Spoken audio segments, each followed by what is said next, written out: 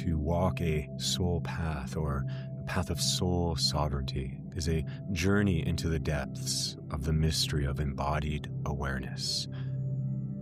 Your embodiment and your awareness.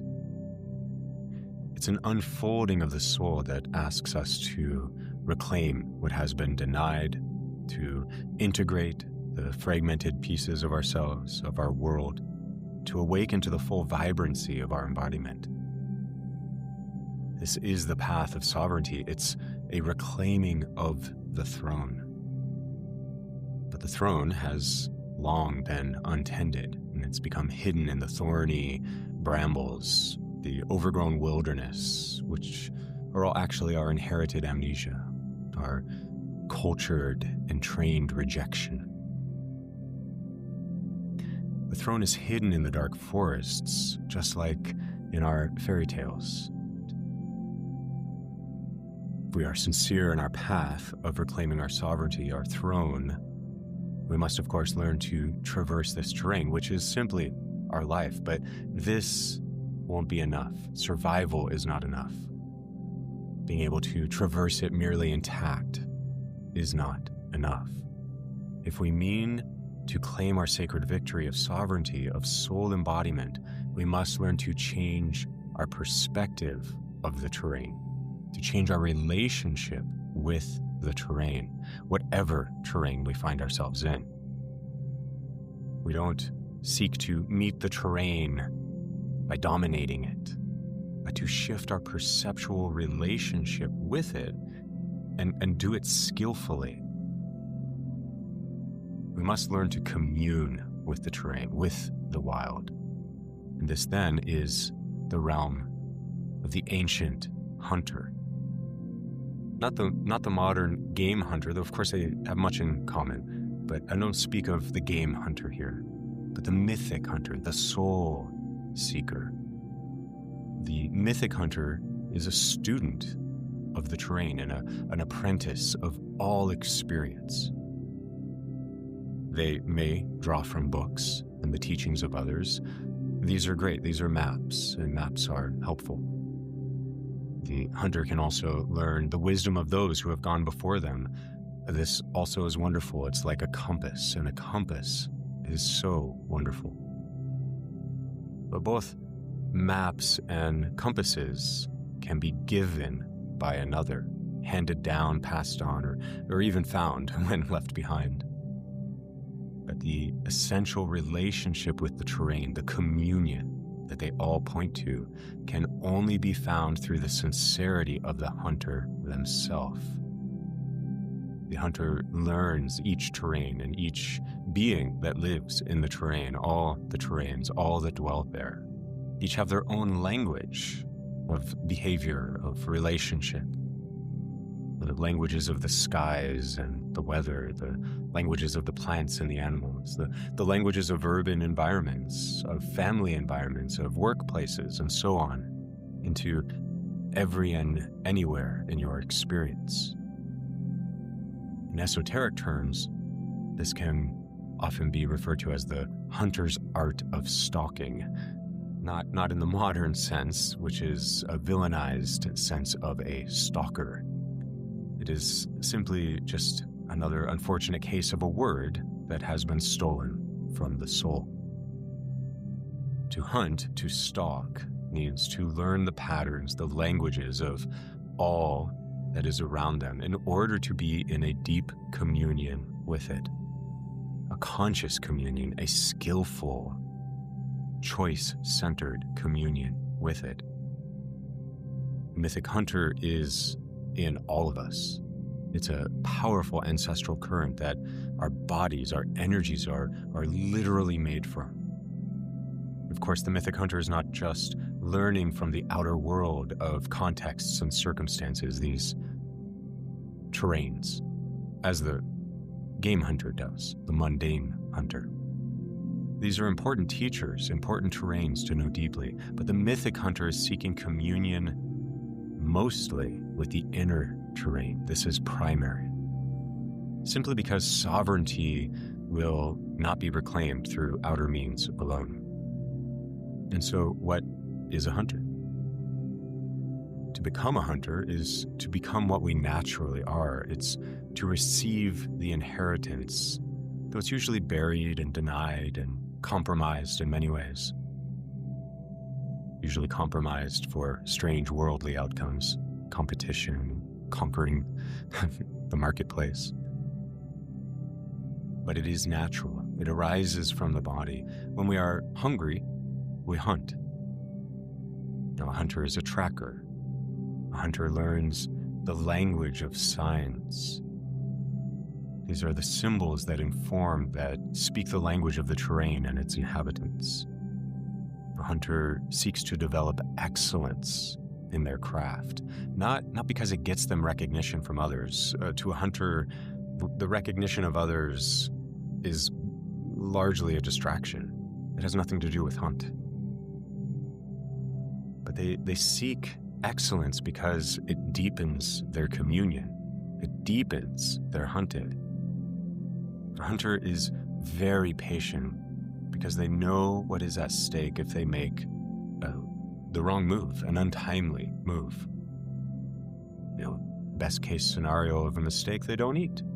And at worst, they're eaten. So as such, a hunter has sincerity in the undertaking, and as such is very patient in the undertaking. A hunter knows how to dissolve into the terrain, which basically means to set themselves aside in order to see clearly. This is a natural arising from learning to hunt, which is a process filled with failure. As such, a skilled hunter knows they cannot afford to take themselves too seriously, or they will be too solid in their own experience of the hunt, and they'll miss their mark trying to hold things too tightly. Trying to be the one who is hunting is generally the mistake. For a hunter, being a hunter is not an identity. A hunter knows how to laugh at themselves. That's largely how this translates. Not to take themselves too seriously, because through their failures, their mistakes, and all of their imperfections, all of this is the process of learning.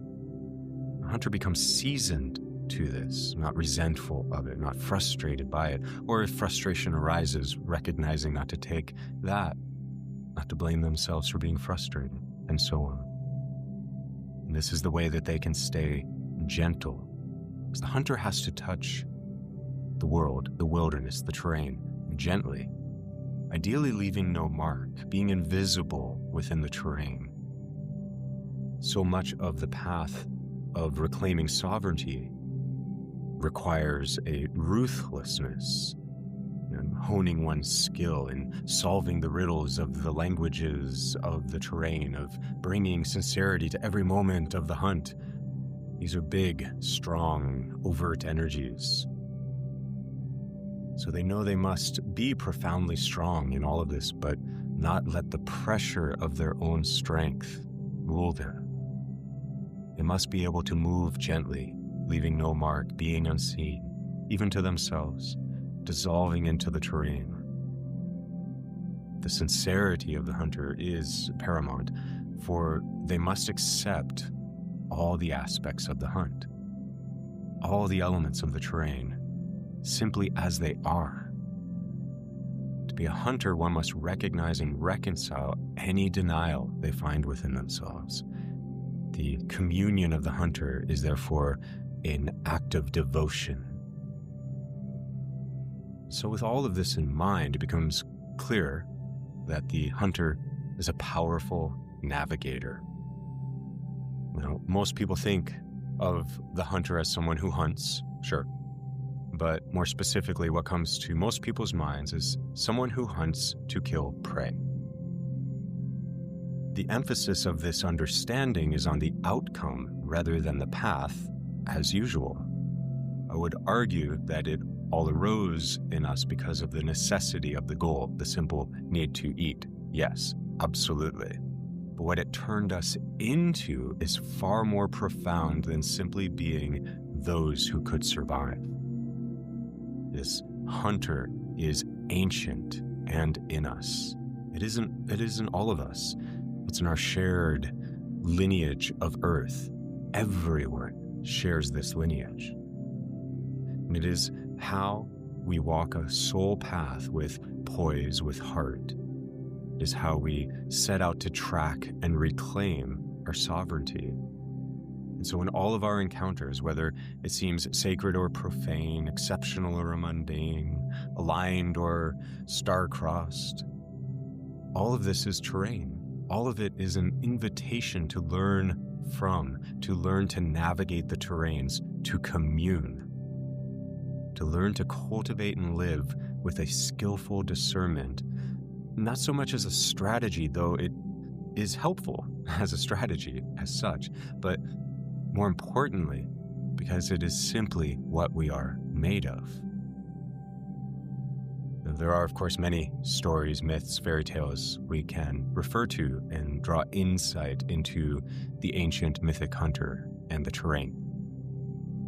None of them stand out to me more than the huntress herself, Artemis. To truly apprehend the vision of Artemis, her relevance, not just as a symbol of hunt, but as a communicator of what the hunt is about, I feel we have to remember a few things about her. First, we need to remember that she and her brother Apollo had a mother named Leto, or Leto, depending on how you like to pronounce ancient lost languages. All of these gods and goddesses, divinities, these predate urbanization. They predate what is called the polis, as in metropolis, which means the city or urban era. They predate the urbanization of the gods, where the gods are, sitting on high in a throne room and all of that. The versions of the urbanization of the gods are the ones that are most popularized. That level of the myths reflects the beginning of urbanization and then the conquering of urbanization, basically the beginning of seeing through the lens of empire. And it changes the deities and their stories. But their origins, as with pretty much all of the Greek and later the Roman gods, their origins all come before that. They come before city. They come from the pagan or the village days. The version of the gods in those days were far more holistically shamanic, for lack of better words. They all had underworld forms. They all had dragon or serpent forms. And they had underworld and such roles and relations. They reflected more the people of the earthly form of understanding. In fact, the realm of the sky was not seen as a separate realm from the underworld. It wasn't opposed to the underworld. There weren't two realms. They were different aspects of the same. They were simply another realm of the underworld. Anywhere beyond our world was the underworld or the other world. And so they dwelt and existed and were symbolic and present within a less strictly hierarchical sense, to put it simply. And the forms the gods took were also quite different. For instance, the god Apollo, Artemis's brother, a twin. He's generally thought of as the sun god who brings reason and logic and intellect and so forth. And so much of that is later, after urbanization. He was quite different in the village. He was very associated with the sun, for sure, with its burning fire and light, its radiance, its intensity. He also carried a bow with arrows, like his huntress sister, and his arrows were actually poisoned snakes. And they say these were his healing arrows. So here's this sun god who carries poisoned healing arrows. It's such a beautiful, complex image. But most importantly, rather than being the god of intellect, he was the dreamer. So looking back towards Artemis, this is the context within which I bring forth my understanding of Artemis on this topic of the hunter. The mother of Artemis and Apollo was a goddess named Leto. She's a primordial goddess, so she's before everything. And she takes the form of a she-wolf. The wolf, of course, setting the stage for a lineage of hunters to come for her. Artemis is born first, and she is born so integrated that she immediately turns to her mother and acts as a midwife to the birth of her brother Apollo. I love this moment in the story. It's seemingly trying to point out, oh, she's precocious. For me, what it points out is that the huntress is the midwife of the dreamer. She then goes on to be known as the goddess of the hunt and is the protector of the wild, the animals, and also of children and of birth. She is the guardian of the hunt and the wild. We all know this, but why children and birth? Just because of the story? Well, not really. They say that Artemis was not allowed to enter a city.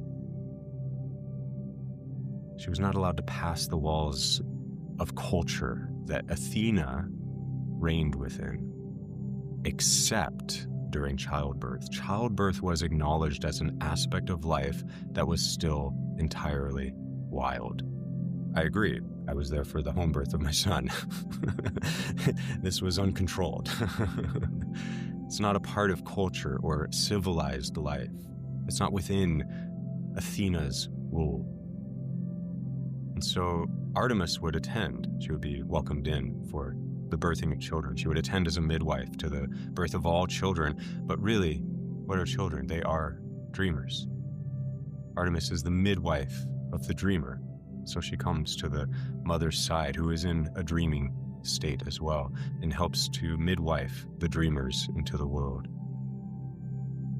And it's because only the huntress could have the wise craft, the temperance, the resilience, the intuition, and all the rest to navigate such terrain as birth.